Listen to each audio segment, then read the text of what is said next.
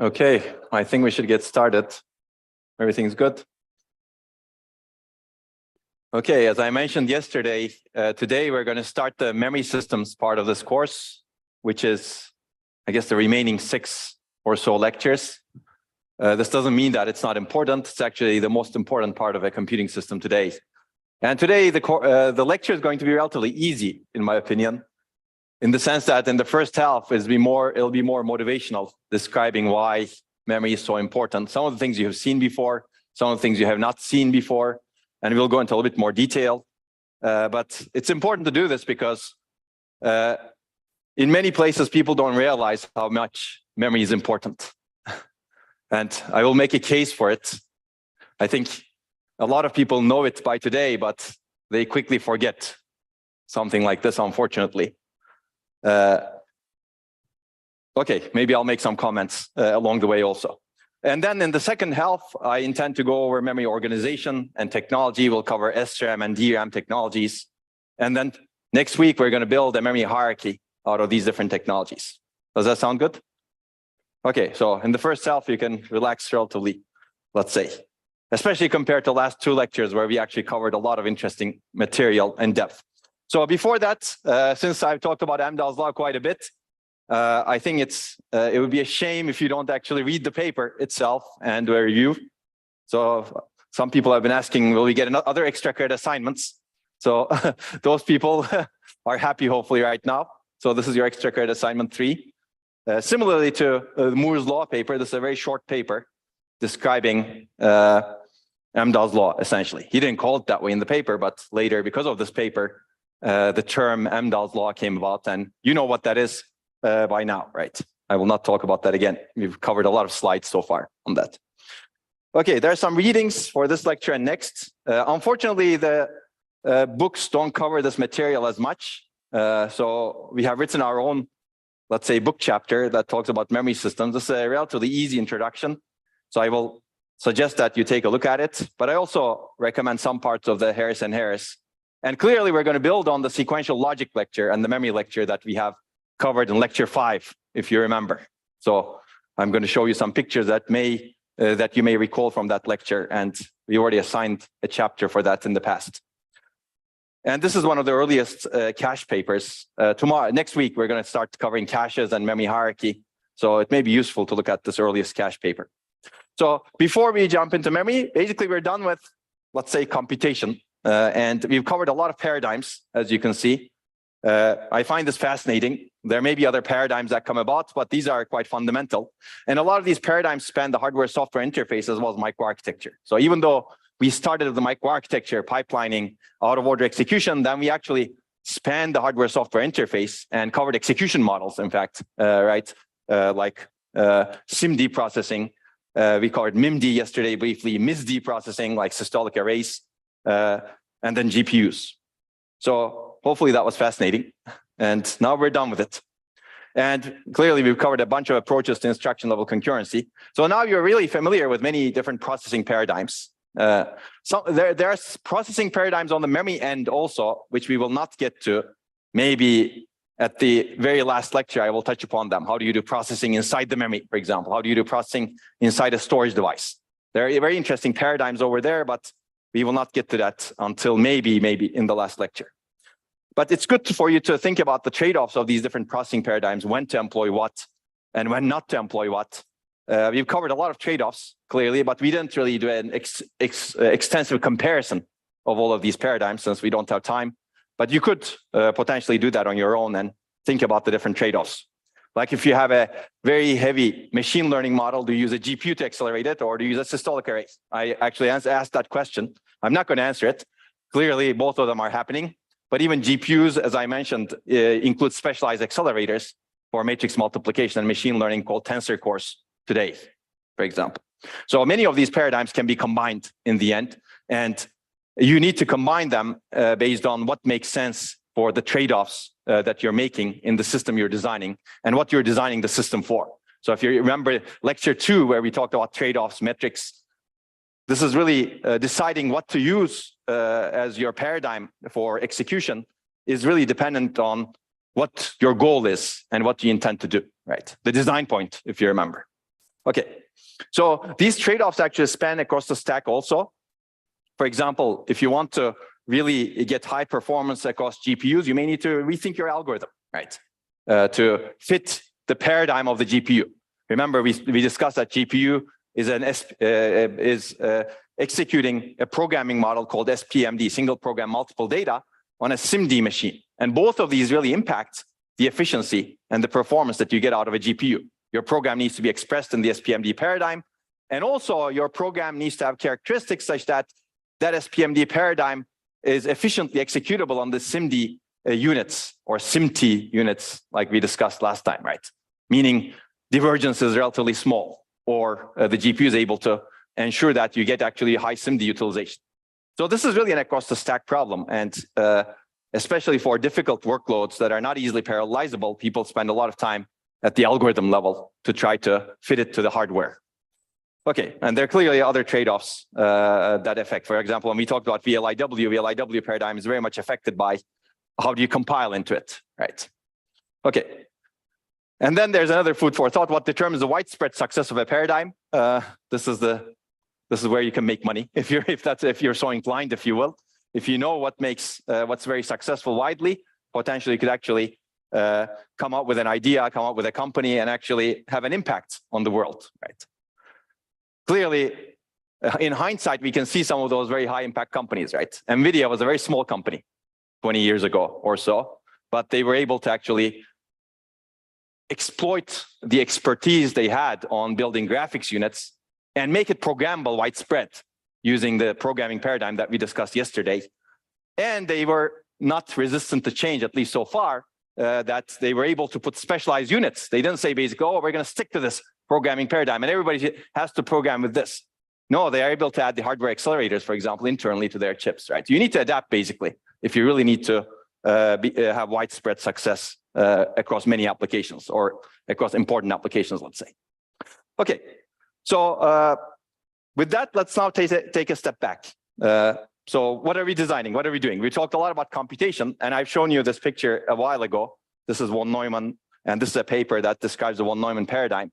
And if you look at a computing system, we need to have three components: computation, communication, and memory and storage. Clearly, we've been focusing a lot on the computing unit so far. We didn't ignore memory completely. We talked about, okay, you need memory. Yeah, you need to have registers, etc. We talked about how to design them at a basic level using sequential logic, for example. But we didn't really go into a whole lot of depth, right? And then we had wires like communication units, but we didn't really go into a lot of depth.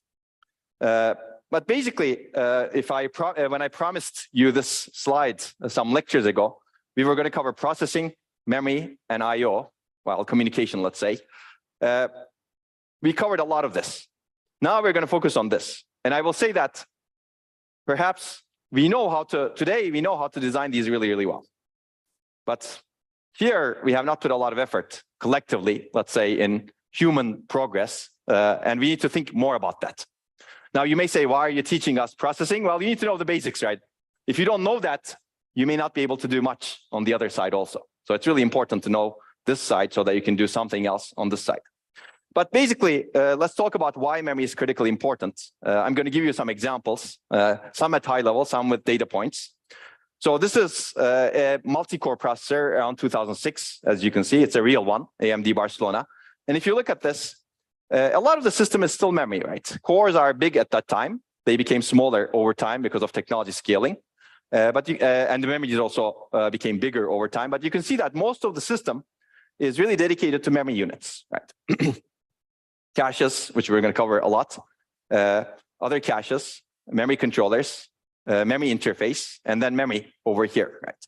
And then we're ignoring some of the interconnects. And even if you look at the cores, these regular structures that you see over here are caches and register files. So most of the system is really dedicated to memory. And we've seen this also in some of the chips that we have looked at least pictorially, and people analyze it. So I think of the computing chip as a lot of SRAM. We're going to talk about SRAM soon. A lot of memory, basically. But then there's more memory in the system, which is DRAM. And then there's more memory in this darkness, which is storage. So most of our systems are really memory. In fact, if you do the calculations, more than 95% of the real estate hardware of something like this, of a chip, let's say, is of a node, I should say, more carefully, is memory, if you include all of that. In fact, I think in one of the lectures I showed you that some data points saying that more than 97% of all of the transistors in a system is really memory, right? And that's true. And these are some other examples from the past. So there used to be, memory didn't used to be always on chips, at least the caches. You can see that because this is 1990s, you have a processor chip and then you have a cache chip. Right? Today we have caches getting integrated into the processor chips. So a processor chip is kind of encompassing a lot of things, if you will, because of the success of, again, Moore's law. We're able to put many more transistors in a given area. Okay, and this later, that L2 cache got integrated into the processor chip, as you can see. And this is a more recent processor chip from AMD.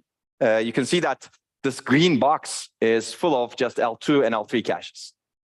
That's most of the chip, right? And then there's L1 caches over here, there's registers over here, there's the global memory interconnect, and there's a bunch of I/O circuitry. Essentially, most of this chip, this is a computing chip, is still memory. And then we're adding more memory. I don't know if you've heard about this, but AMD has added another chip on top of this processor chip. And the whole purpose of this chip is to actually cache, more cache, to add more cache. We're going to talk more about caching. But essentially, we're adding more and more memory on our chips. And this is called 3D stacking. I'm going to mention this briefly. But you can actually, people have figured out after a lot of effort in fabrication technologies that you can actually have one chip and on top of that stack another chip and then have some connections. And there could be different ways of actually designing those connections so that you can actually have very high bandwidth access between this processor chip and this cache chip. And the whole purpose of the second chip is actually to increase the memory capacity that's caching data, okay? Okay, another example, IBM. Again, these green boxes show you the L3 caches and part of the L2 caches also, mostly L3. So you can see that again, most of the chip is really memory. And again, never forget that there's communication interfaces. So it's kind of shown over here. These are all the outside part of the chip over here is mainly for memory signaling. So you need to communicate with memory over here. So these connections are actually very high bandwidth connections. They could be 4 gigahertz, for example, even higher in some cases going into the future. And you connect with the memory this way. And these actually consume a lot of area, a lot of power, as well as they're not easy to design. These are some of the hardest parts to design actually in a system. Why? These are relatively easier, right? These are mostly digital logic. This is mixed signal, meaning there's a lot of analog signaling that's going on to make it work, but there's also a lot of digital logic. So you really need to know analog and digital to make this work. And then there's all the other I/O signaling that's going on over here. Okay, I could talk more about this. And GPUs are very similar. Basically, you can see that memory is increasing in GPUs. We're going to see that more in the caching lectures as well. So basically, GPUs are adding a lot of memory also. Now, GPUs are interesting because GPUs are designed for a lot of computation in the end.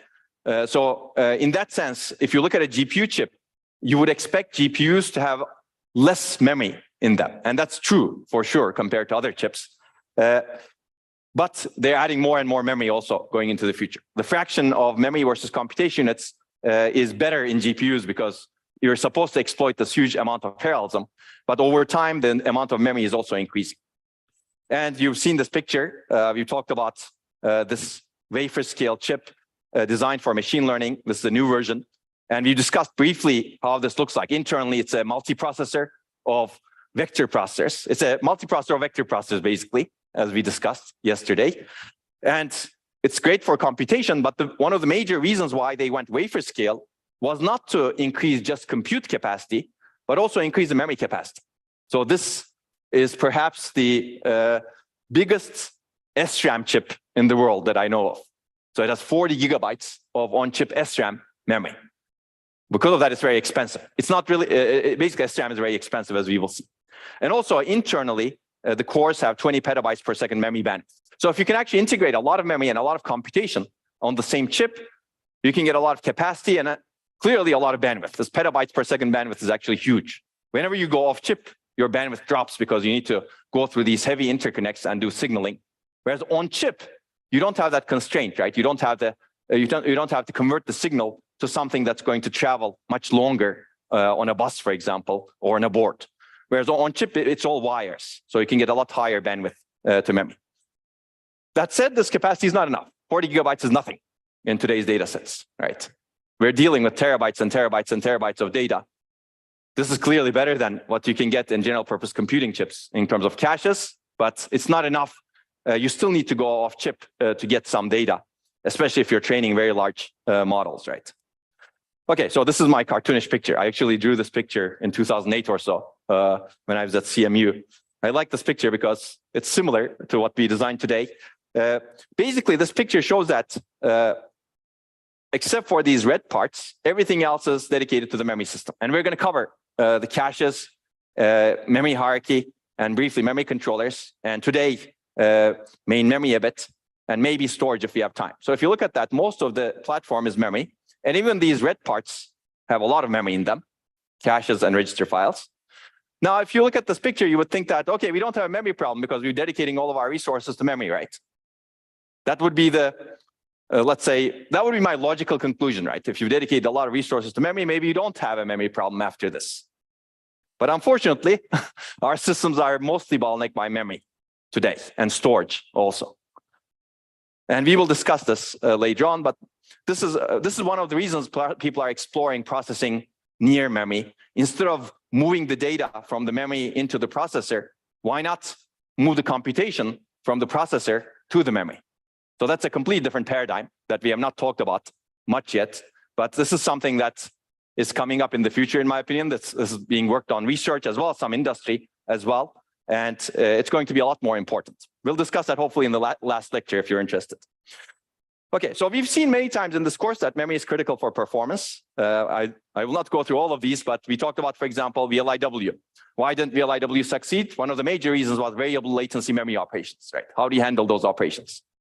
Out of order execution. What's the limit of out of order execution? Well, the longest latencies are memory latencies today, basically. So your out of order execution needs to be really huge to tolerate those latencies, right? We talked about load store handling if you watched that lecture. We talked about SIMD processors, and we said you need many memory banks to sustain the throughput that's needed for computation capability. You need to sustain n elements per cycle if you actually need n elements per cycle to process in the processing units, right? We talked about GPU, high bandwidth memory systems, register files also. Register files are also memory. Don't ever think that register file is not memory, right? Register file is memory that's very close to the computation units. And it's a cache, actually. It's a compiler managed cache. It's really caching, or programmer managed cache. It's really caching data that's going to be used very soon by the computations. And that's how we motivated it. When we talked about the ISAs, we said, when we talked about the von Neumann model, actually, we said you need some temporary storage close to the computation units so that you don't need to go to memory that much, right? That's essentially a cache. Okay, I will not go through this, but we've actually seen a lot of examples. But let's quantify this. Well, like, why are we having this problem with memory? Because, well, multiple reasons, but one of the major reasons from the application side, we're having a lot of problems with applications not scaling because they're dealing with a lot of data. If you look at all important workloads today, they're all data intensive. So I like this. I like motivating it this way because this data is growing today, and it's not clear that we're ever going to go back to a point where data is not going to grow. So basically, we can generate a lot more data than we can process today. Data is increasing, and important workloads are actually banking on that data to provide value, if you will. Machine learning is a great example. Genomics is another example. Databases, graph analytics. These are all examples of where we can actually make something valuable out of the data and get solve some problems potentially, right? Whether it's used for good or bad purposes, that's what technology is agnostic to. Right? Technology doesn't answer that question clearly. But basically, these workloads require rapid and efficient processing of large amounts of data in the end. So neural networks, we've discussed machine learning. So this is an example. I think I've shown you this before, but this is a talk by the Cerebras CTO, the people who are designing these wafer scale chips. And they motivate these chips by saying that computation requirements of neural networks is growing exponentially. And you can see that number over here. And memory size requirements are also growing exponentially. And today you have, I don't know, whatever, GPT-X, if you will, right? It's much larger than some of these other ones. So basically, both computation and memory is growing. As a result, we're not doing very well in terms of bringing data into the chips. So this is not a good trend in the sense that computation is growing. Okay, maybe you can add more transistors to deal with that. But what do you do with memory becomes still a problem. How do you supply data to those transistors that you're adding on the chip? That's not scaling very well, basically. Okay, so I think this picture also maybe should get you thinking critically, is this the right thing to do, right? Is this curve the right curve to be on in human history, in machine learning, AI? Are we doing the right thing? I believe that these models are too large, and they're actually there's a lot of waste. So we really need to spend some time understanding what we can do with less data, if you will. Okay, so let me give you the application perspective. This is part of the application perspective. But this is not just machine learning. There are a lot of applications that deal with a lot of data.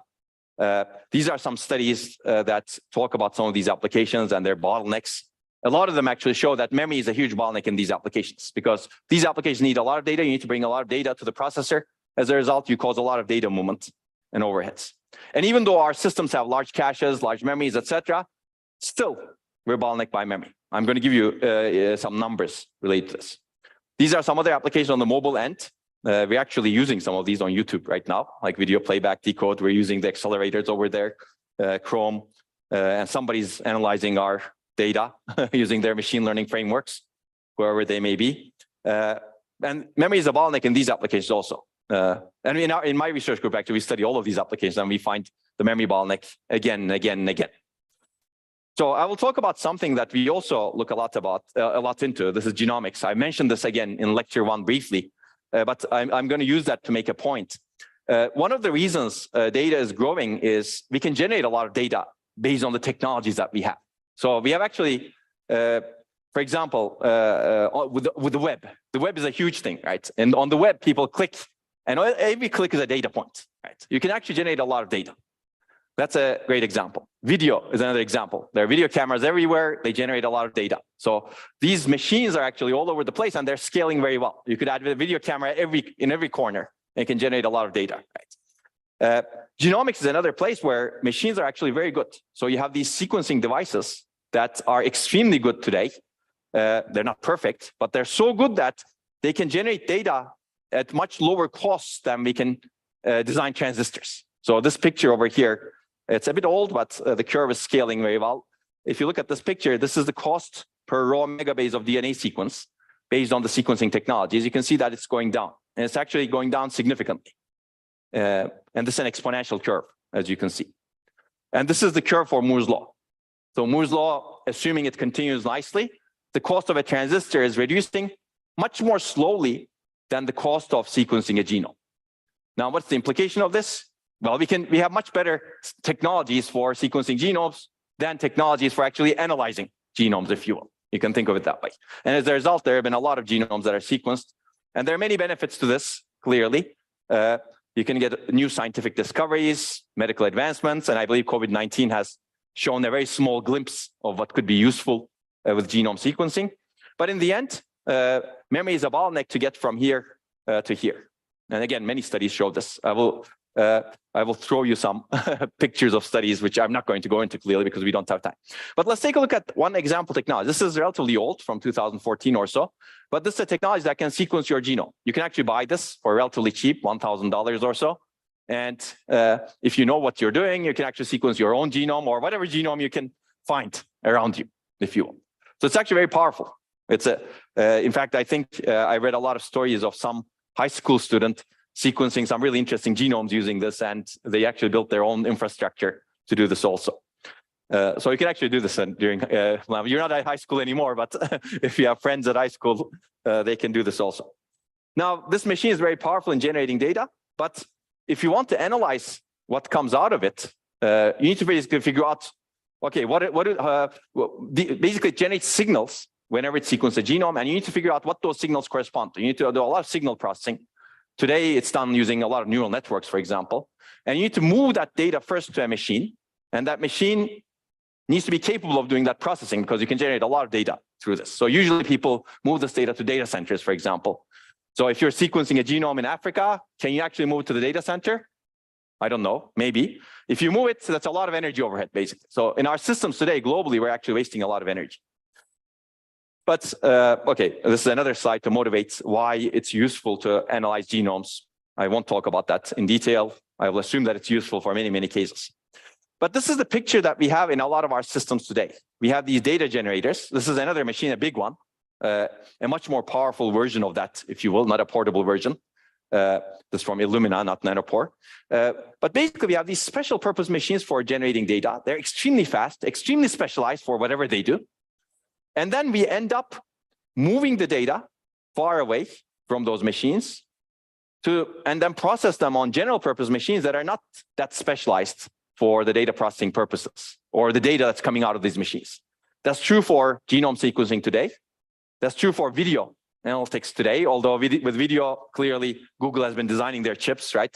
So what they're trying to do by designing their own video analysis chips is to match the video cameras over here or whatever is generating those videos, match the processing speed of those things that are coming, that are putting video into it, and also video out of the place, right? Because there's the other end, people are watching the video also. So there's another end over there. So basically, if you don't have these specialized machines for data analysis that can match the data that you're really generating, you have very slow and inefficient processing capability, and you also have large amounts of data moved. And I think this picture summarizes the problem we're having today. We're moving a lot of data, and we also are not specializing our machines. And this is one of the major reasons why we're having the memory bottleneck. Actually, this combines multiple things. It's not just the memory. The data movement is clearly leading to a memory bottleneck, but the specialization bottleneck, we really need to handle the specialization also. Okay, I can talk about genome sequencing a lot, but I will not bore you with it. If you're really interested, we do a lot of work in this area, and this is not an easy area to do work in. You need to really learn some basics, and we actually have written a lot of papers on the basics to get people started. If you're interested, you can take a look at them.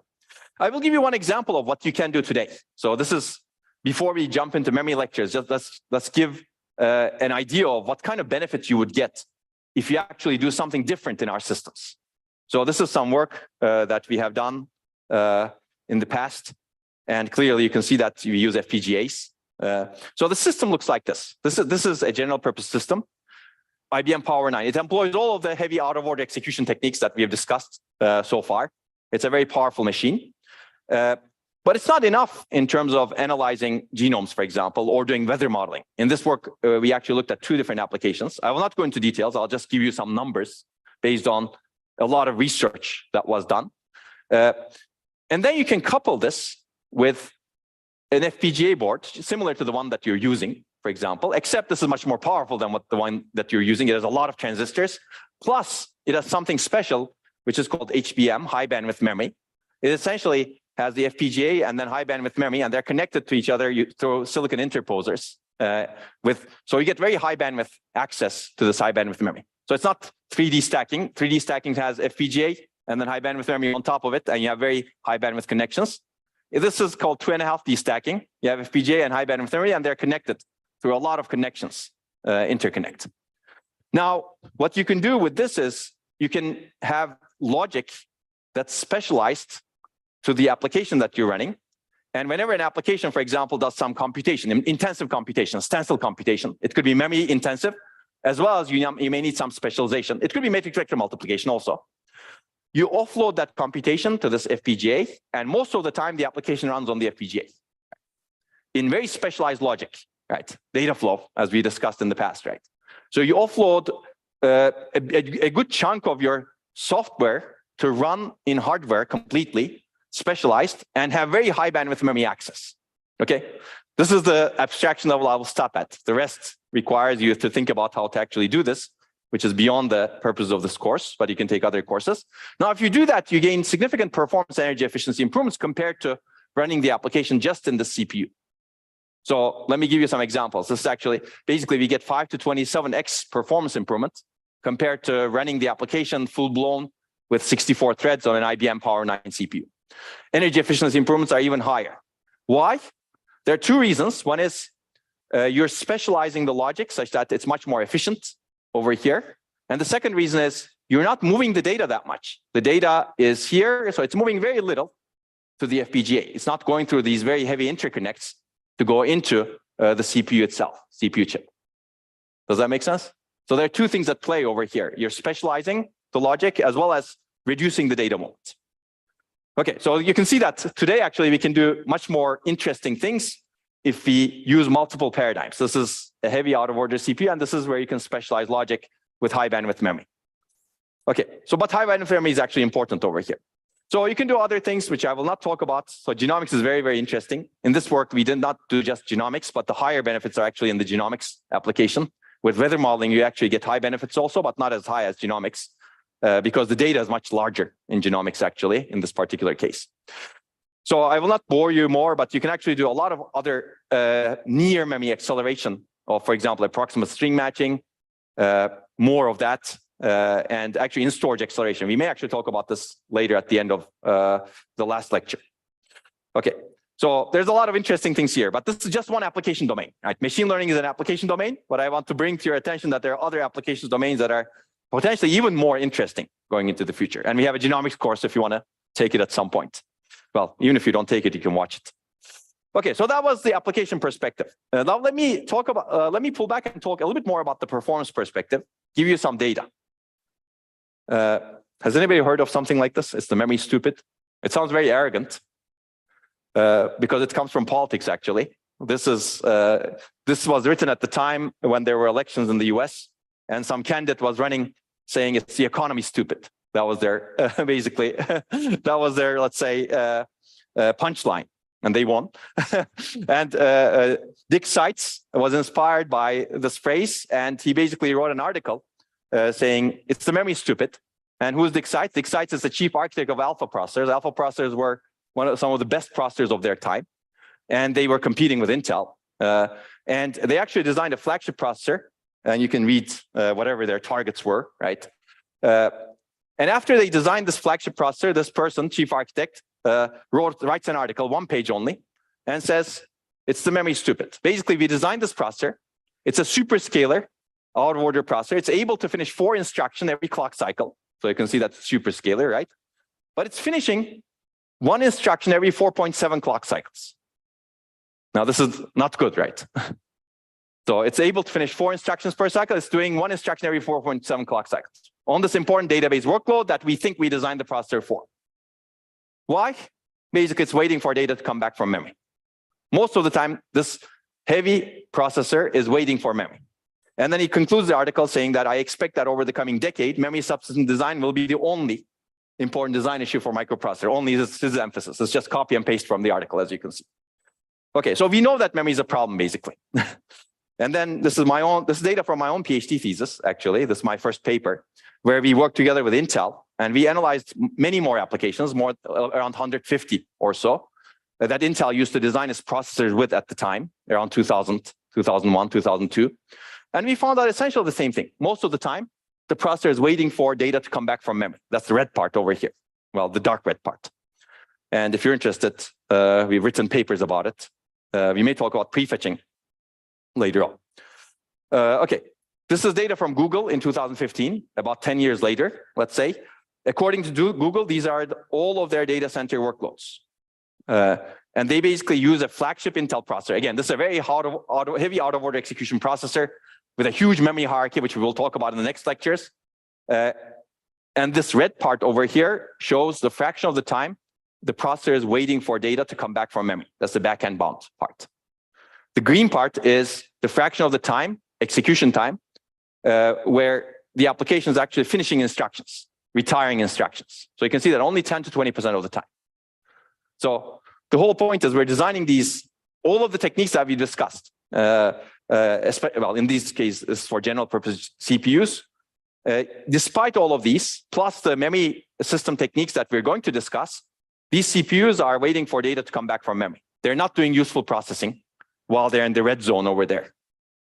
And there's more detailed breakdown, which the caption clearly specifies over here. Half of cycles are spent stalled on caches, basically. Okay, so this is interesting, right?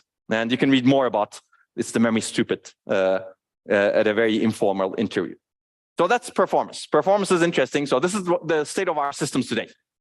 If you look at GPUs, how does it look? Basically, it depends on what kind of application you're running on GPUs. If you're really heavily memory intensive, applications show a similar profile, basically. This is why GPUs are adding high bandwidth memory. This is why systolic arrays are adding high bandwidth memory. So they're actually adding very high bandwidth memories to the system so that they can actually have a lot faster and lower latency, higher bandwidth and lower latency access to memory. Okay, that's interesting, right? Now let's talk about energy. Energy perspective is even worse. I think I've shown you this before, but we'll go into a little bit more detail here. This is old data from Bill Daly, who is NVIDIA's chief scientist. He presented this data in some papers as well as a keynote at High Peak some number of years ago. And this is the cost, energy cost of a 64-bit double precision floating point operation. It's an expensive operation, basically. It's 20 picojoules with some technology assumptions. This is the energy cost of reading from DRAM or writing to DRAM, 16 nanojoules. So you can see that there are orders of magnitude difference, right? In fact, 800x difference. So if you optimize things, a memory access today consumes between 2 to 3 orders of magnitude the energy of a complex addition. Why? You're going through a lot of interconnects over there. And we will see today the organization of memory. There are a lot of interconnects inside. And these interconnects are not very energy efficient. In fact, this picture over here is a result of 70 years of Moore's law, if you will, technology scaling. We figured out how to make computation really cheap and energy efficient because we figured out how to make the transistors smaller and a lot of architectural techniques to make them efficient. But with the memory, we're dominated by the interconnect, as we will see today. There's a lot of interconnect that you need to go to. You have to go off chip, for example, to go through this interconnect. And then you need to go through a lot more other interconnect over here. So that interconnect did not scale very well. So Moore's law did not help the interconnect, essentially. And this is something that we may get into later on, but this is good to know going into the future. So I will also show another thing over here. If you want to access some data that's on the other end of the chip, and if you go this way, it's 1 nanojoule. So that's also expensive in this in a chip that's 400 millimeters square, as you can see. So you really don't want to go far away to access the data. That's what this is pointing to. Okay, so that was an expensive operation. If you look at simple operations, this is energy for a 32-bit operation, 32-bit add, and it's actually much lower. So the difference between a DRAM access and a 32-bit add is 6400x. So in tomorrow's lecture, we're going to build memory hierarchies.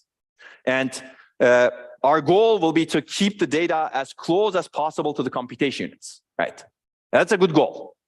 But you should always ask the question that can you really overcome that huge energy differential when you actually cache the data, keep the data close to the computation units? Because one memory access costs you 6,400 times more energy than the computation. Now, if you want to amortize the cost of that memory access across many computations, you need to reuse the data 6,400 times, right? Let's ignore some other, let's say, epsilons here and there. That's what I would argue, knowing nothing else, right?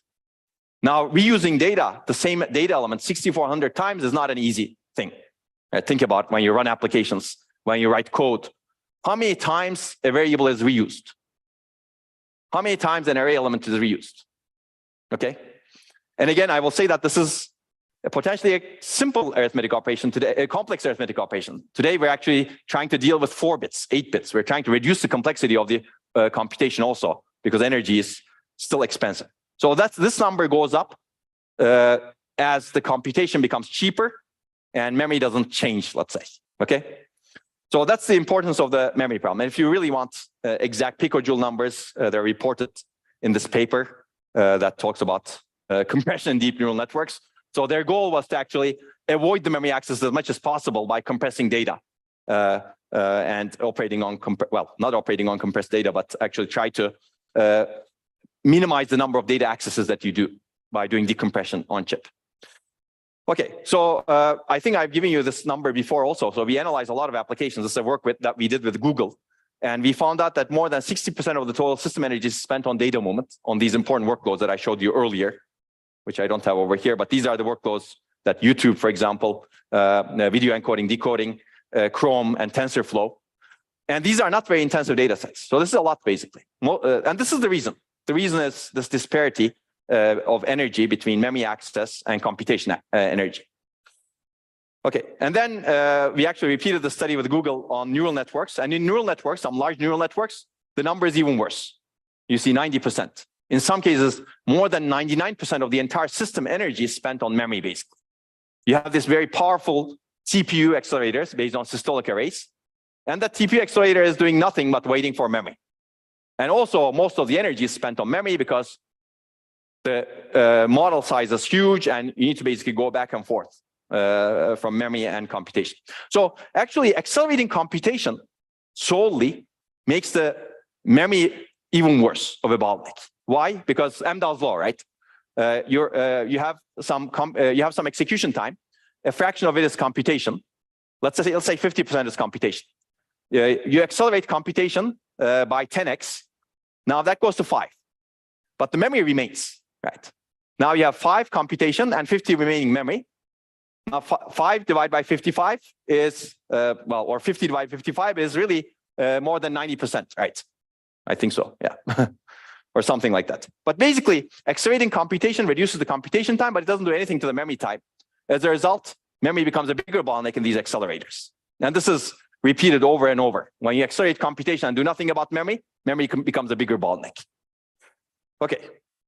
That's why these accelerators are adding actually beefier memory systems, but it's debatable whether that memory system is going to still be useful because the energy is, well, it's going to be useful, but it's not still energy efficient, let's say.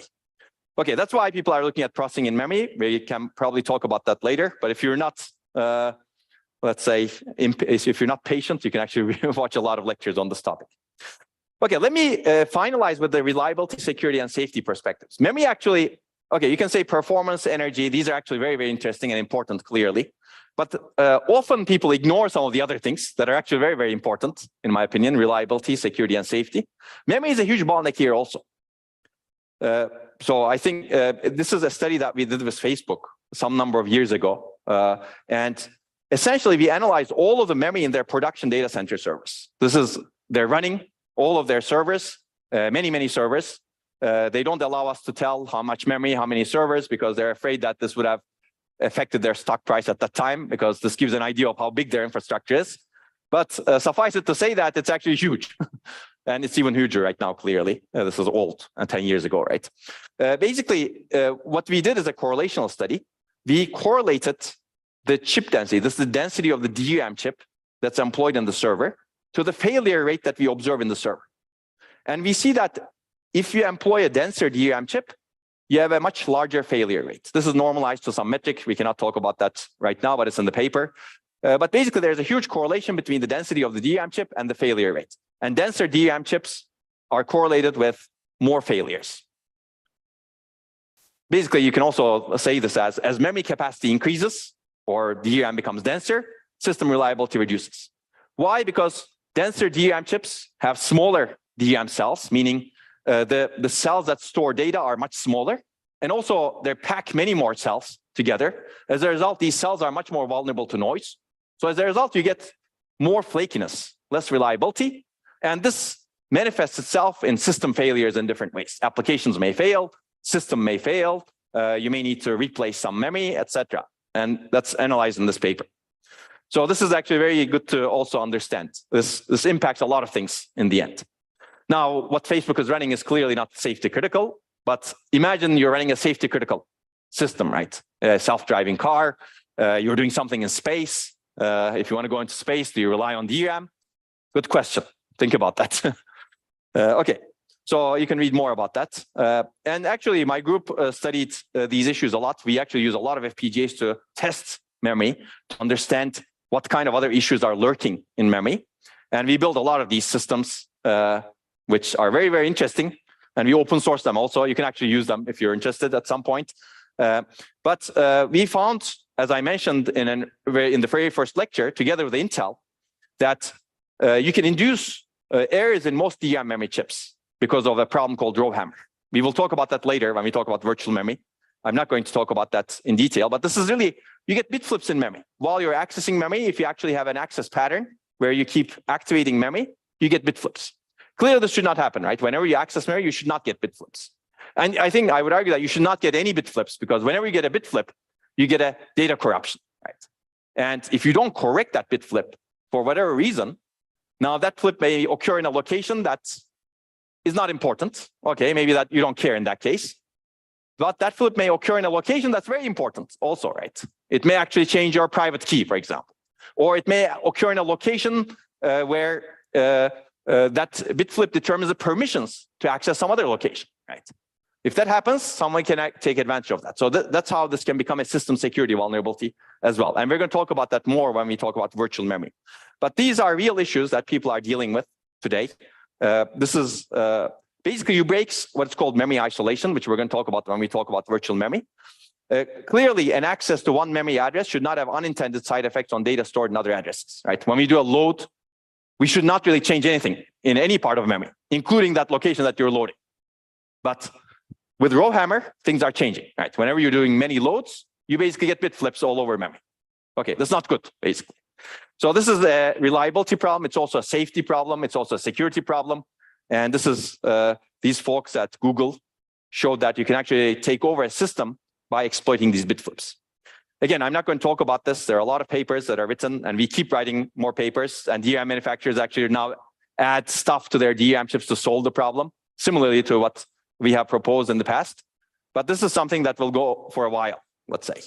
And if you're interested, you can actually watch some lectures. And we talk about this in the seminar course that I mentioned earlier. Okay, so I think hopefully I made it clear that memory is critical for computing, right? It's not just performance, it's not just energy, it's not just reliability, safety, security, it's all of it. And most of our transistors are in memory, most of our systems are memory. So the probability of a failure is actually much higher on the memory side, basically. So, and the question is, of course, what do you do with it and how do you design it? So as I said, the first part will be motivational. Now we're moving to the second part. So what did I not talk about? So I talked about performance, energy, reliability, security, safety. There's also cost. Memory is actually very costly.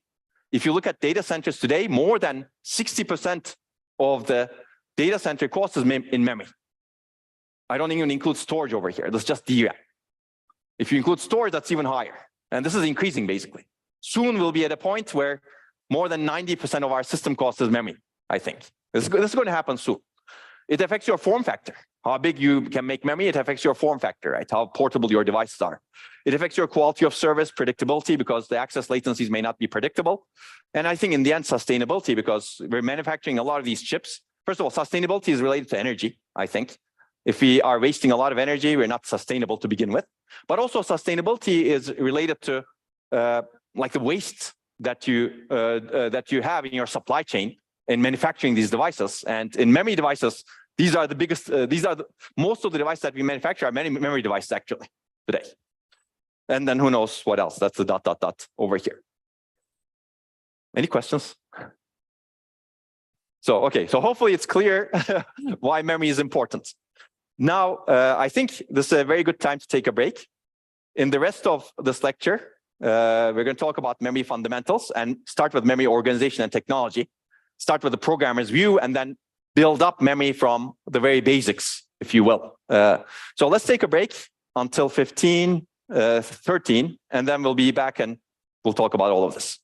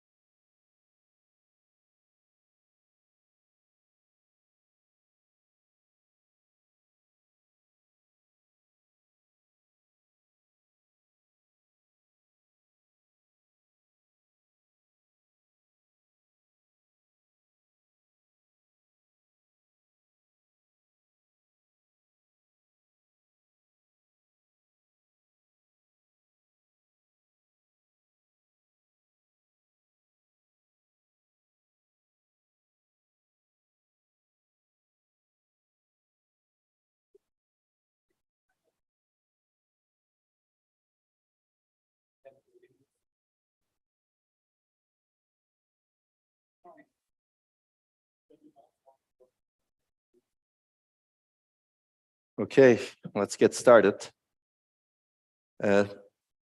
Now, after all that motivation, let's dig into some memory fundamentals. And we're going to talk about memory organization and technology. And before we do that, let's start with the programmer's view. So far, we've talked about memory. You do a load from memory and get some data, and you do a store into memory, and you write some data, right? And these are very well specified interfaces. You supply an address, and then you supply data. In case of store, you supply, you get data from that address in case of a load, and you can load byte, word, double word, whatever, right? It's specified by the ISA.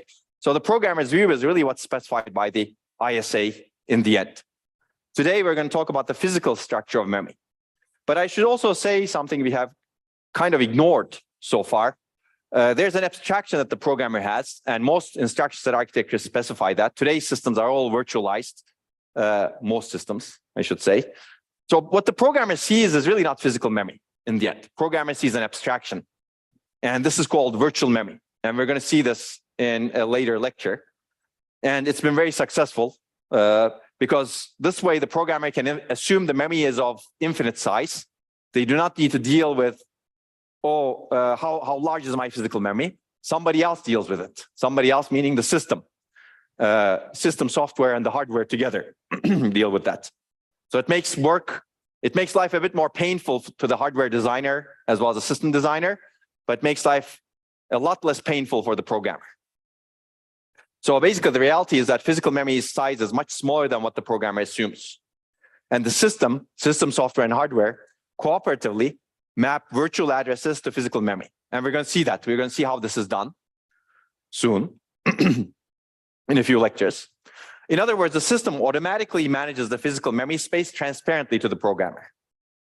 Why? Because this is much better for the programmer. Programmer does not need to know the physical size of the memory, nor how to manage it. As a result, a small physical memory can appear as a huge one to the programmer, and life is easier for the programmer, basically. This also has some other benefits like relocating programs, running multiple applications together in a nice way, such that the programmer doesn't need to deal with what other applications may be in memory, for example. So there are many, many upsides of virtual memory. But we're going to talk about that. But I should mention it at this point, because we're not going to talk about virtual memory first. We're going to talk about the physical part. Of course, the downside of this sort of virtual memory is you get more complex system software and architecture. And this is a classic example of the programmer microarchitecture trade-off, if you will. Programmer's job becomes easier, microarchitect's job becomes harder. And if you, to enable this, you need indirection and mapping between virtual and physical address spaces. So we will actually talk about how modern systems enable this indirection mapping. There's a lot of complexity actually in this system. You have some virtual space, virtual address space, and there's a big mapping table that maps chunks of that virtual address space to a physical address space. Okay, now let's focus on the physical memory system. We'll get back to the virtual one. So you need a larger level of storage to manage a small amount of physical memory automatically. Physical memory, as a result, has a backing store called disk. So disk is an extension of the physical memory system. It can also store files, of course. And we will first start with the physical memory system. And for now, we will ignore the virtual to physical indirection. Hopefully time will permit, and we will get back to that virtual to physical memory injection because it's very important. Now, before I go into memory a bit more, let's talk about some idealism. So far, we've been optimizing the pipeline quite a bit, right? Ideally, this is what you get, right? You have no pipeline stalls, perfect data flow, no dependencies, zero cycle interconnect. Even here, there's communication, right? Enough functional units, zero latency computation. Now, this is hard to achieve, of course, but it's good to try to be ideal. Now, memory is both on the instruction supply as well as the data supply. Never forget that. Instructions are also supplied by memory. Here, you have some, if you want to be ideal, you want zero latency, infinite capacity, zero cost, and perfect control flow. This ties to the branch prediction part that we have discussed. On the data supply, you have very similar requirements, but also cost. I mean, cost can be also over here. So the whole point of the slide is to make sure that you never forget the instruction supply. Instructions also come from memory. Okay, so what is ideal memory? Ideally, we want zero latency. Access time is zero. Capacity is infinite, so that we can access huge amounts of data with zero latency, zero cost, infinite bandwidth, and zero energy. That would be nice, of course. Unfortunately, even two of these requirements together oppose each other. Meaning you want to get zero latency and infinite capacity. These oppose each other, basically. There's a huge latency and capacity trade-off. And clearly, once you add more requirements, they try opposing each other even more. So it's very difficult to design memory systems that are ideal. And the characteristics of a memory is determined by the metrics that we characterize it with is determined by the technology itself as well as the organization.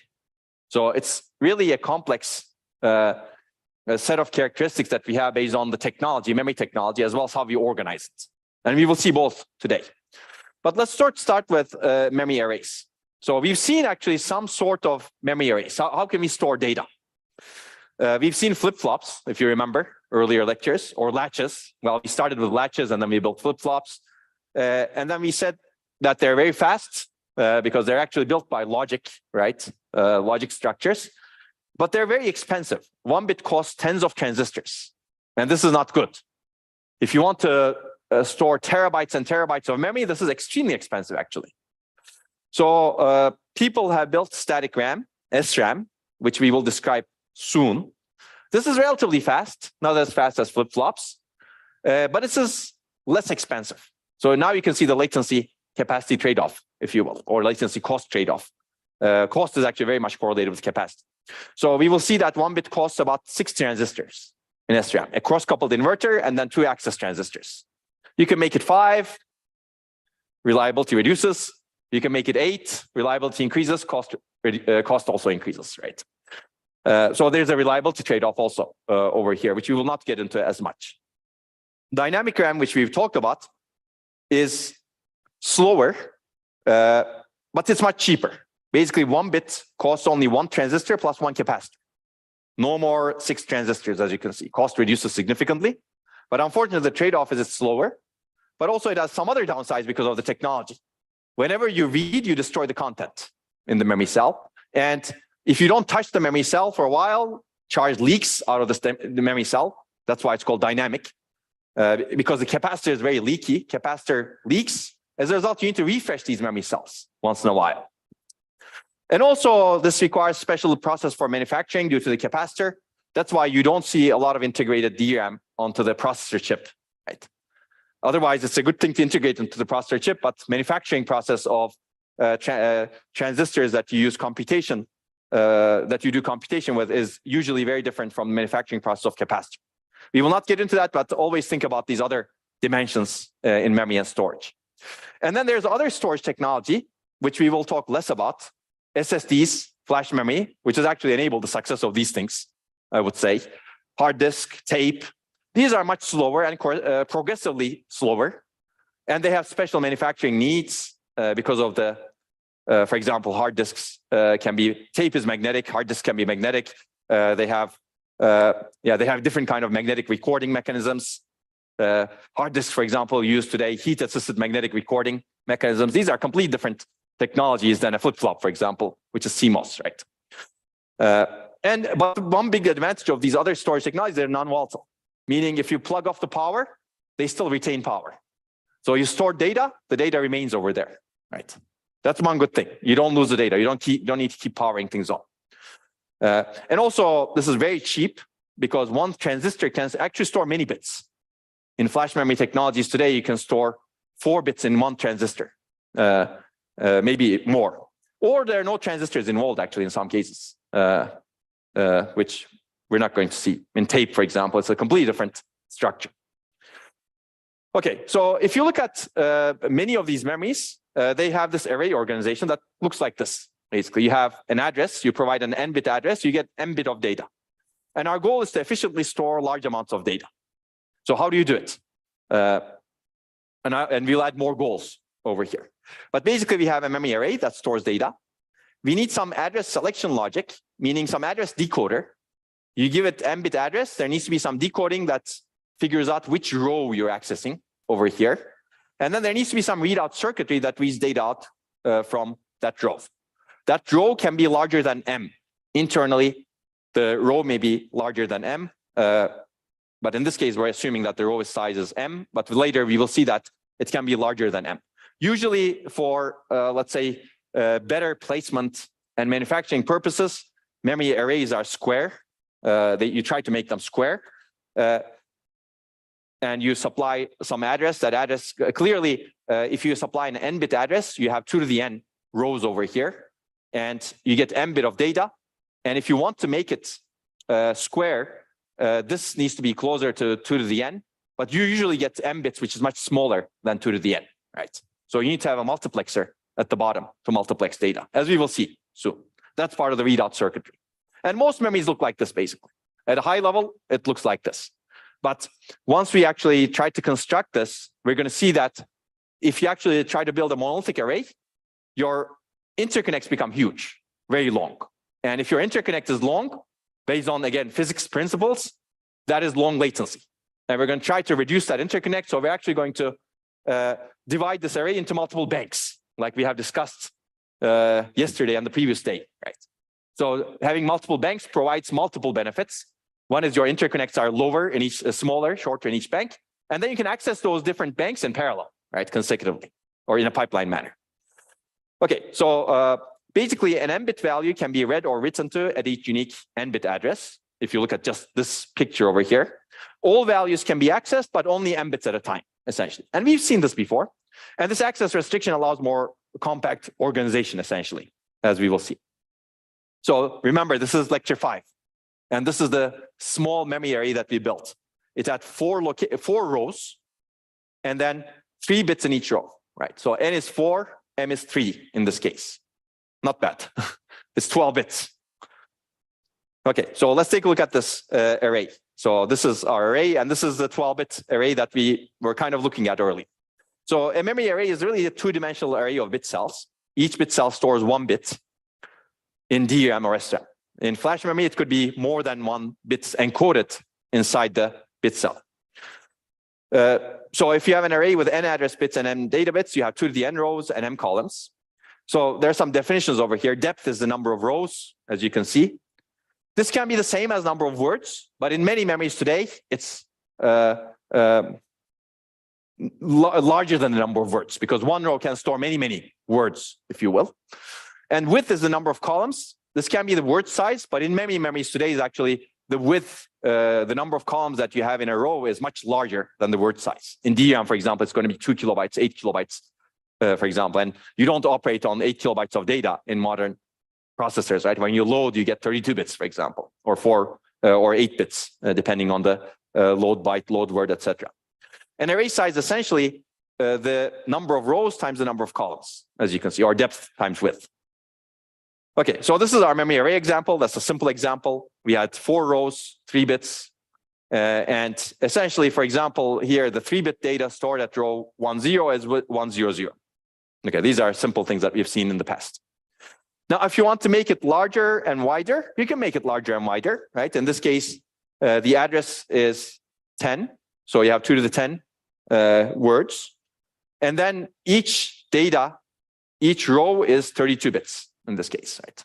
Okay, sounds good. But this is still small, so you need to make it larger and larger. If you want to get to gigabytes, your address clearly today is much larger. It could be 32 bits, 48 bits, etc. But your data that the row size is also much larger today. Okay, let's take a look at, let's add some more terminology over here. So if you look at memory array organization, you have storage nodes. Each storage node stores 1 bit. And storage nodes in a column, this is the column, is connected to 1 bit line over here. So this is 1 bit line, 1 bit line, 1 bit line. It's very similar to the memory array that we saw earlier. And you have an address decoder. Whenever you have an address decoder, it activates only 1 word line. So actually storage word lines are connected to the storage nodes also. When you activate 1 word line, you connect the storage nodes that are connected to that word line to the corresponding bit lines. That's the idea.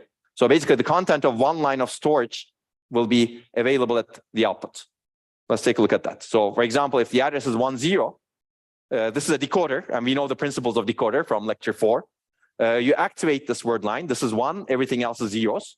And once you activate this word line, if you remember the memory, you get the data that's stored out of these storage nodes. This storage node can be a SRAM cell, DRAM cell, it could be a D latch, it could be a D flip-flop, anything, basically. So this is the general structure. Okay, so let's take a look at these storage nodes. So access transistors that are configured as switches connect the bit storage to the bit line. So this is the generalized structure. You have the word line, bit line, and this is the stored bit at that crossbar, if you will. And this is what a DRAM cell looks like. This is the stored bit in a DRAM cell. You have the word line, you have the bit line, and then you have the DRAM cell storing the bit in the capacitor, and then you have this access transistor. Now, if you actually activate this word line, which means that the decoder resulted in a 1 in this word line, this transistor gets connected or acts like a switch, if you remember, right? This acts like a wire, which means that this capacitor gets connected to the bit line. It basically changes or perturbs the bit line. So there's, it turns out this capacitor is extremely small, but it causes some perturbation in the bit line. And that perturbation gets detected by something that's not shown here at the end of the bit line. It's called a sense amplifier. It's a sensing circuitry, basically. It senses that perturbation, and that perturbation could perturb the bit line to a higher voltage or a lower voltage. And the sensing circuitry detects that perturbation and says, if the bit line is perturbed to a higher voltage, then this is a 1. If the bit line is perturbed to a lower voltage, then this is 0, essentially. So that's how DRAM works at a high level, if you will. At a low level, you need to design how to make that sense amplifier work. SRAM is somewhat similar, except the storage node is very different. SRAM, you can see that it's a cross-coupled inverter. This is actually the basic structure that we have seen earlier, and we have dismissed, oh, this doesn't work, right?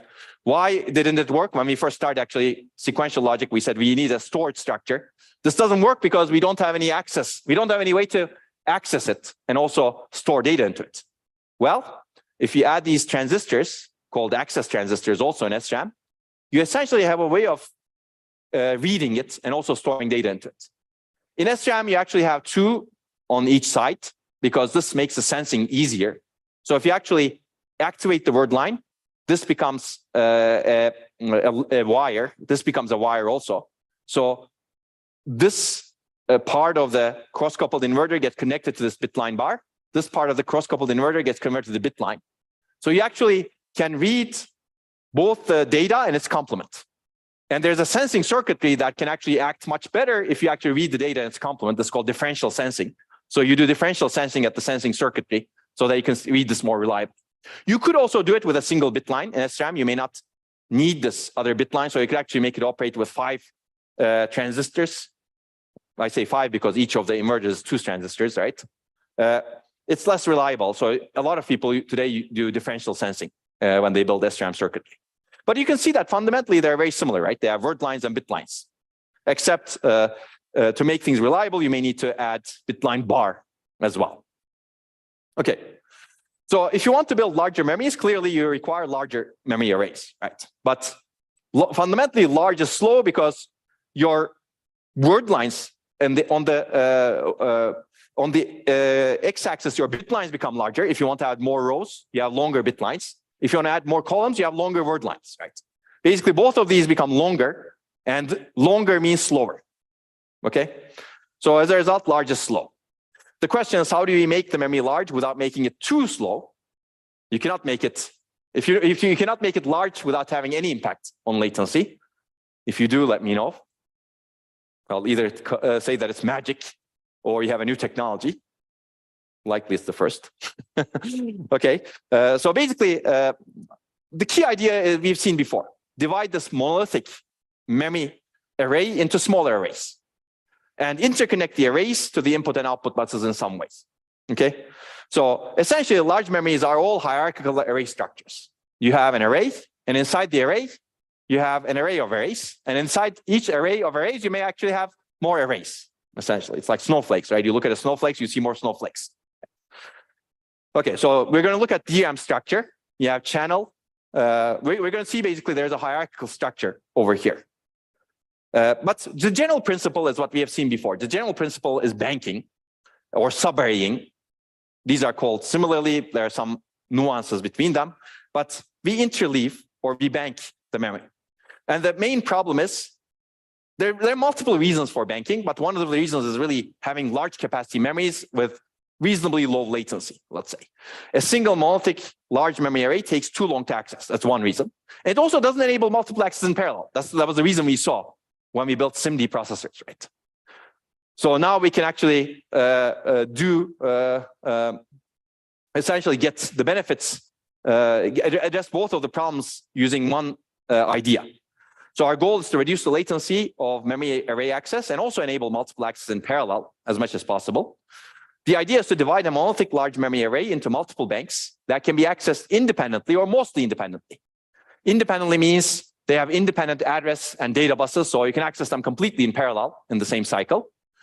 Mostly independently means that they share the data and address buses like we have seen earlier for cost reasons, and you can start one access to each bank in consecutive cycles, essentially. So each bank is smaller than the entire memory storage, and access to different banks can be overlapped mostly.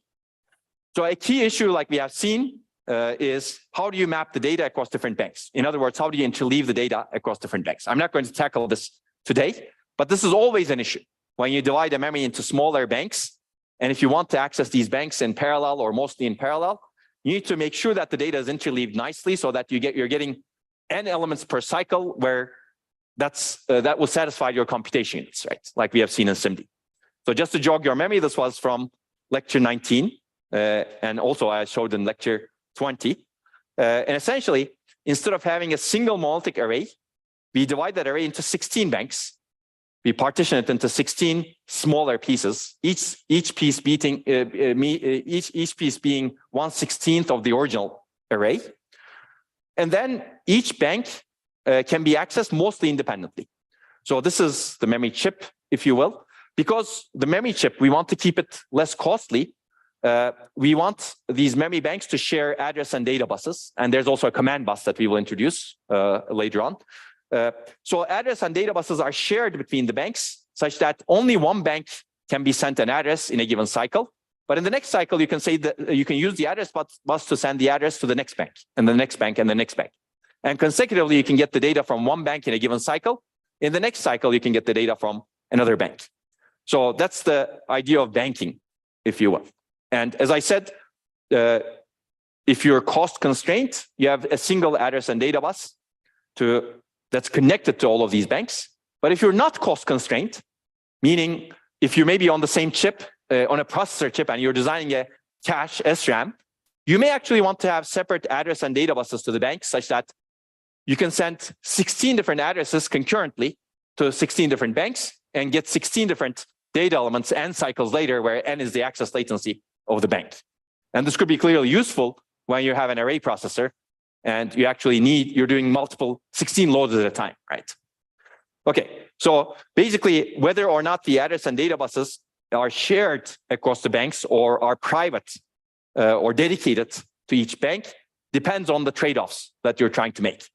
In DRAM, which is its own chip, separate from the processor, and it's very cost sensitive, the address and data buses are shared across banks. So today's DRAM chips, for example, have 16 banks, very similar to this, and this is very similar to DRAM, actually, today. This looks like this. Okay, so we're going to look at the generalized memory structure. Essentially, this is the bank, if you look at this, and a bank is made of columns and rows. A cache line or cache block, which we will introduce tomorrow, is actually multiple columns in a bank.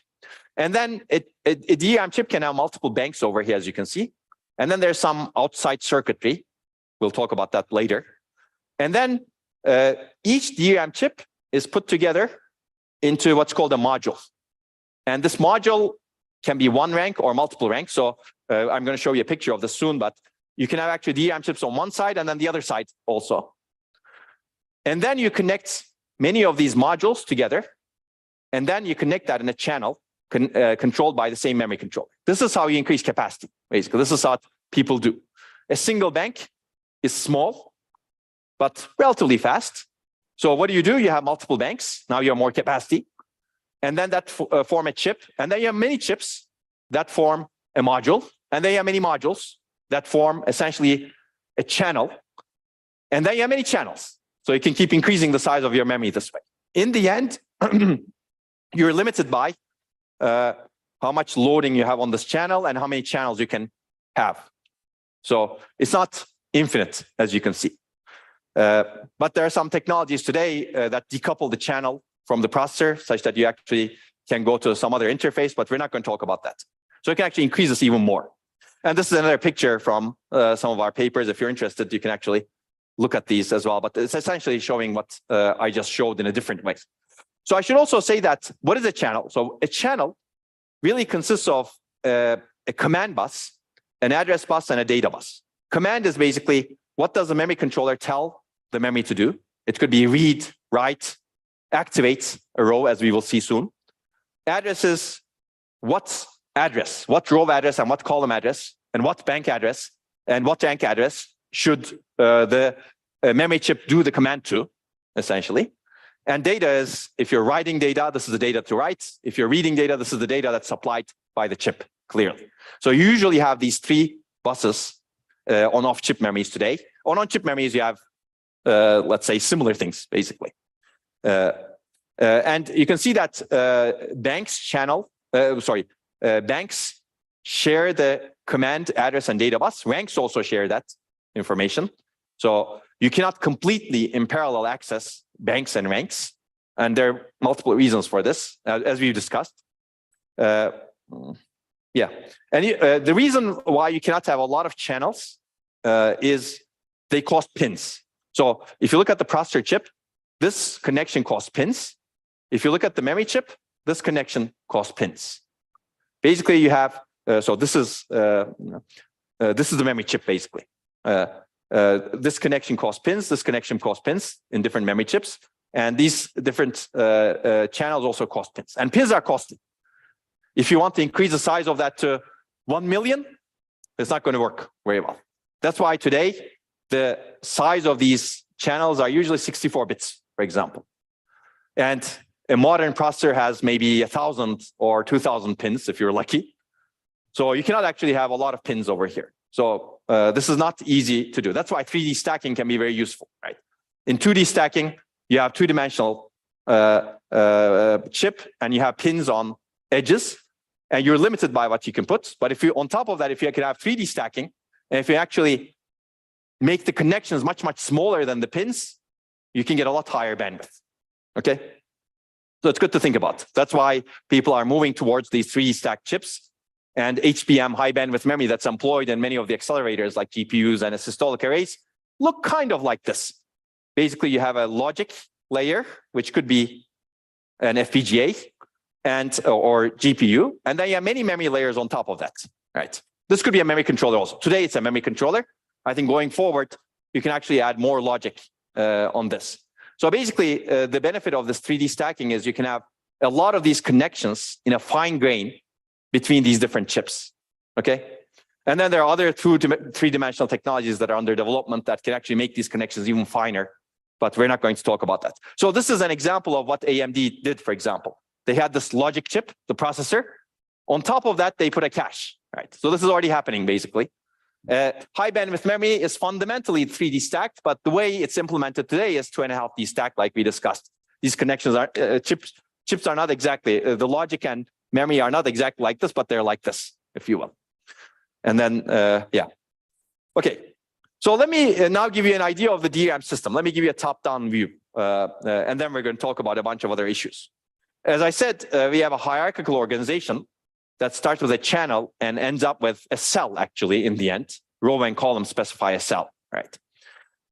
So what's a channel? Pictorially, this is our processor. It could be whatever is interesting. Today's processors have multiple channels. It could be 4, 8. If it's 8, you're lucky. Basically, in this case, you see 2 channels, right? 2 channels, and they're connected to, each of them are connected to 2 modules in this DRAM. This is called dual inline memory module. I don't expect you to know exactly what that is. The terminology is not that great. But basically, if you look at this memory module, it kind of looks like this. It has some memory chips. These are DRAM chips. And the front of it has some DRAM chips. Back of it has some other DRAM chips, essentially. So you actually have DRAM chips on either side. And these are different ranks, essentially. So rank 0 is collection of 8 chips, and rank 1 is another collection of 8 chips. This is to increase memory size, basically. If you have more ranks, you have more chips. That means you have more capacity, right? That sounds good. So this is a memory channel. Essentially, you have address and command buses that go to different ranks. And then you have data that is coming from or going into different ranks as well. And then you have a chip select signal that decides which rank you're going to access. So whenever you want to access one rank, you give the rank ID as well as the address and the command, and then that gets supplied to the rank. Right? That's how these ranks are connected to each other. And the whole purpose of ranking memory is to get more capacity, basically. Okay, so let's take a look at what's inside a rank. Inside a rank, you have a bunch of chips. So what's the reason why we have a rank, actually? Why we connect the chips this way in a rank? First of all, each chip is pin limited, right? And you have, let's say, only 8 bits of data coming out of the DRAM chip. Now, if you want to access 64 bits of data, what today people do is they put 8 chips together concurrently, and then take each of these data bits coming out of each of these chips and aggregate them together into a 64-bit bus. So this is bit slicing, as you can see, right? Bottom 8 bits come from this chip, top 8 bits come from this chip, and intermediate 8 bits come from the remaining 6 chips internally. Now, this enables you to get a wider access without increasing the cost of the chip. Each chip is still 8 bits, 8 pins, data pins. The module is a little bit more costly, of course. So there are more things over here, connections over here, but that's easier to make than the chips. So chip cost is lower. That's why basically memory today is very cost dominated. And that's the reason why you have this sort of structure today. Okay, so a rank of chips respond to the same command at the same address in different chips. This is like a rank of soldiers, right? If you have been to the army, and if it's a proper army where they give you a command, all of the rank of soldiers do the same thing, right? It's essentially, that's why it's called a rank. For example, you give a read command to the chips from this row, this column. All of the chips get the read command. All of the chips read that row and that column and supply 8 bits of data, of course, from different chips, so it's different pieces of data. And then you aggregate the data and supply it to the processor. Okay, so that's essentially the rank. Now, if you look at a chip inside, breaking down a chip also looks like memory arrays, right? As I told you, this is going to be like snowflakes. Inside the chip, you have banks. These are different kinds of things inside, but you have 8 banks over here. Each of them can provide 8 bits of data, but now going out of the chip is costly. 8 pins is too much, actually. Well, I shouldn't say too much. 8 pins is expensive. You don't want to increase the number of pins to 64 over here. So these banks actually share the data bus, as you can see. So at a given cycle, you can get only 8 bits at a time. And this is the same as the banks that we have seen in the SIMD lecture, right? You have 8 banks in this particular case. In that particular case, we had 16 banks. But you give one command at one address to a given bank. And at some point later, you get 8 bits, okay? And then in the next cycle, you can give another command at another address to another bank. So you can do completely independent accesses to 2 different banks, except you have to do them in consecutive cycles, consecutive command cycles, right? Okay, so that's the benefit of the banks. You can actually overlap the accesses, and also it helps you to increase capacity, as we have discussed. Now, if you break down a bank, this is the 2-dimensional array structure that we have seen. You have some number of rows and some number of columns. You may have, in this particular case, 32,000 rows and 16,000 columns in this particular case, right? 2K bytes because of that. It's 16,000. Usually you try to make it area-wise, let's say, equal on the x-axis, on the y-axis. This doesn't mean that number of rows is equal to number of columns, because columns may be wider, right? Because there's sense amplification going on in the columns also. So essentially, you have some number of rows and some number of columns. And you basically read one column at a time. So one column is 1 byte in this particular case, and the chip, the bank is supposed to provide, if you remember, 8 bits, 1 byte. So you read one column at a time, Okay, if you want to read consecutive columns, you read consecutive columns at a time. And this row buffer is a special structure that we will discuss. In DRAM, it's sense amplifiers. So basically, whenever you read a row, you bring the entire row to the row buffer, so you sense that entire row. And then there's a multiplexer over here that is shown as such, that multiplexes the column that you want to read. Okay, so clearly that multiplexer is costly, but there's also an address decoder that's costly similarly on the row side. Okay, so let's talk about this DRAM bank operation a little bit. So as I said, DRAM consists of columns and rows. This is one bank. Now this is bank is actually an abstraction. Internally, a bank consists of many cells, transistors and capacitors, and other structures that enable access to the cells. So this is the row buffer. This is the sense amplifiers, basically. I'm going to separate it from the array. It's called a row buffer, but it's really the sense amplifiers. It also acts as a cache, as I will show you. So initially, this row buffer is empty.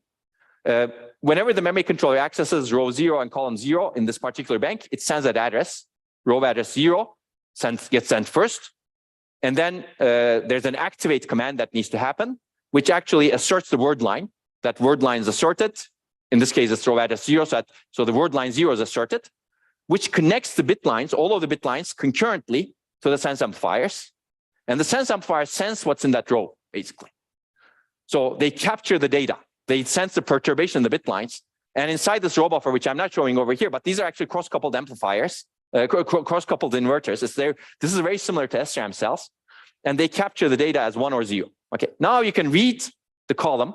The memory controller sends the column address and sends a read command. The earlier one was an activate command. It sends a read command. Read command basically reads the column that is provided as the address. Okay, that sounds good. Now the data is in the row buffer. Data of row 0 is in the row buffer because you actually read it and it's amplified. It's sitting in that SRAM structure, which is the row buffer. Now what you can do is interesting. If the memory controller needs to address row 0, but read column 1, the data is already here. It's like a cache. The memory controller needs to send, this is called a row buffer hit. As we will see tomorrow, this is called a cache hit, if you will. The data that you're looking for, the row that you're looking for, is already sensed and amplified in the row buffer. And this information needs to be kept in the memory controller. And the memory controller basically recognizes that this is a hit. So it just sends a column address and the read command, right? So this access can be much faster, as you can see. So there's actually caching that happens in the memory chips as well. We will see that in the processor chips soon. But it's the same principle. And then if the memory controller needs to access row 0, column 85, same thing. This is a hit in the row buffer because the row is already sensed and amplified in the row buffer. The memory controller sends the column address 85 and the read command, and the data gets multiplexed out. Okay. Now, what happens if the memory controller needs to access row 1 because the processor needed that location, right? Now, a problem happens. The memory controller realizes that based on its bookkeeping, row 0 is open in the row buffer in this particular bank, but somebody's requesting row 1. So this is called a conflict. So inside this row buffer, there's a conflict. Whatever I'm looking for is not there. I'm looking for something else. So what the memory controller needs to do is actually close this row, which takes time. Closing row is actually, in DRAM, this is called a pre-charge. You're really reinitializing, well, not reinitializing, but you're really putting back the row, writing back the row abstractly, and reinitializing the bit line so that you can read the next, you can do the next activate reliably. You reinitialize the bit line to a reference voltage so that the next activate can perturb it such that the sense amplifiers can reliably sense it, okay? So, and then the memory controller needs to, and that takes time. And then the memory controller needs to send the row address. In this case, it's 1. So word line 1 gets activated, and all of the bit lines in that word line in parallel get sensed, and row 1 now becomes open over here. And then the memory controller sends the column address 0, and you can read the data. So clearly you send a lot of addresses, a lot of commands to access DRAM, as you can see. Hopefully this is clear. That's our bank structure. So as I said, internally, even this is an abstraction. This bank itself is an abstraction, interestingly. This is the perspective of the operation from a memory controller. This is correct. It's not wrong, but this bank itself doesn't look like this internally. I will show you what it looks like. Even that will be an abstraction. But internally, a bank consists of many cells, transistors, and other structures that enable access to the cells. So let's take a look at this. A DRAM bank doesn't look like this. This is what I showed you. From the memory controller's perspective, this is correct. But internally, you actually have a lot of subarrays. Why? Because if you want to have 32,000 rows, that array is very slow. People have figured that out quickly. And people said, okay, I'm going to actually have only 512 rows in a subarray. I'm going to access that array quickly. Because when you access that subarray, let's call it a subarray. When you access the subarray, the distances are very short. So you have a local row buffer over here actually to do sense amplification. You have now 64 sense amplifiers, 64 local row buffers. And then you bring only the column that you access. This picture is a little bit misleading because it has a lot of lines over here. But you bring only the column that you access to the outside of the chip because you're accessing only 8 bits, if you remember. Whereas local row buffer can be 8 kilobytes. It could be very large, basically, or 16,000 bits. 16,000 bits, basically, or 8 kilobytes is large. 16,000 bits, let's say. So you only access 8 bits. So these things over here can be much larger, so you can drive them much faster. Okay. So the reason we divide things into smaller and smaller arrays is to keep the latency manageable, if you will. Okay. Now the subarray actually consists of even smaller arrays called mats. And I will show you that here, but I'm not going to go into more detail. So even that subarray itself is smaller, basically. Okay, and you can read this in some of our papers. And if you want to read more, the section 2 in this paper actually provides a comprehensive DRAM background. This is not easy to find, unfortunately, in textbooks. Even though DRAM is one of the most important components, textbooks don't talk about it. You can see how processor-centric all of our systems are. Okay, so let's look at this DRAM subsystem organization a little bit more. Let's take a look at how actually, from the memory controller's perspective, we transfer a cache block. So this requires us to map the data to these channels. So if you want to transfer a cache block, this is part of your consecutive physical memory address space. This is a 64-byte cache block.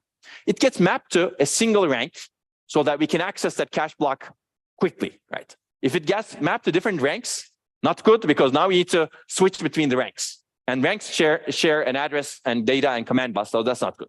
So normally, a cache block gets mapped to a single rank, single channel, and a single module, clearly, if it's a single rank, right? Because rank is part of a module. So, okay, let's look at internally. Internally, this is a rank. It consists of 8 chips. And the data gets mapped to a single bank, the same bank in each chip. And we get, in one access, we get 64 bits to that rank. But we want 64 bytes, right? So initially, we get row 0, column 0, 8 bits. Now I increase the granularity of columns to 8 bits. You get 8 bits at a time from column 0. Okay. Now you got 64 bits, right? 8 bytes. In the next cycle, you go to row 0, column 1. You get the next 64 bits, 8 bytes. In the next cycle, you get to row 0, column 2. Basically, you need to do this 8 times to read 8 columns of 8 bits each, let's say.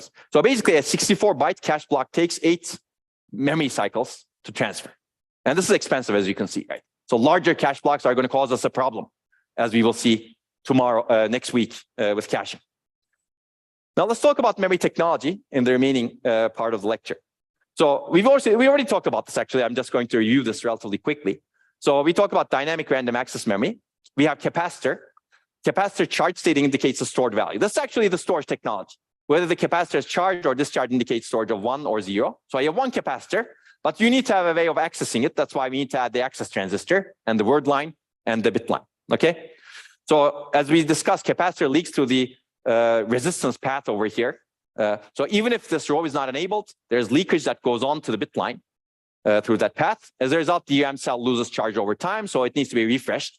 And this is a fundamental deficiency of the technology. And refresh consumes a lot of power, as we have discussed very early on, but we may get back to it. SRAM is fundamentally different. It doesn't have a capacitor. The storage unit is 2 cross-coupled inverters, and there's a feedback path between that we talked about. The stored value stays in the cell as long as it's powered on. It's expensive, 4 transistors for storage, and then we add 2 transistors for access, as we have shown earlier. But the general memory bank organization operation is very similar between SRAM and DRAM. You have a 2-dimensional storage array, and then you supply the row address and then the column address. Some most significant bits of the address are the row address, and the least significant are the column address. There's a mapping over there also. You need to have a row decoder and the column decoder. So read access sequence is you decode the row address and drive the word lines, as we have seen. you get selected bits, drive the bit lines, the entire row basically.